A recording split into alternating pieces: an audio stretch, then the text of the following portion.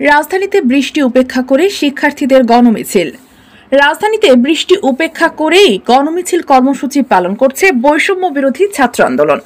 আজ শুক্রবার বেলা 11:30টার দিকে আফতাবনগরে ইস্ট ওয়েস্ট বিশ্ববিদ্যালয়ের শিক্ষার্থীরা মিছিল বের করে। বৃষ্টিতে ভিজে ভিজে মিছিল নিয়ে তারা রামপুরা ব্রিজ পার হয়ে ব্র্যাক বিশ্ববিদ্যালয় ঘুরে আবার ইস্ট ওয়েস্ট বিশ্ববিদ্যালয়ে আসে। ইস্ট ওয়েস্ট বিশ্ববিদ্যালয়ের সামনে সমাবেশে শিক্ষার্থীরা কোটা আন্দোলন ঘিরে সৃষ্ট সংঘাতের হতাহতের ঘটনায় বিচার দাবি করে। এ সময় তারা গ্রেপ্তার শিক্ষার্থীদের মুক্তির দাবিতে স্লোগান দেয়। এর আগে বৃহস্পতিবার সন্ধ্যায় গণমাধ্যমে পাঠানো এক সংবাদ বিজ্ঞপ্তিতে নতুন এই কর্মসূচির কথা জানান এই আন্দোলনের অন্যতম সমন্বয়ক আব্দুল কাদের।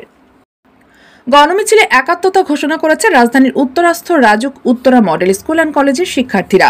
রাজুকের শিক্ষার্থীরাও বিক্ষোভে ফেটে পড়েন।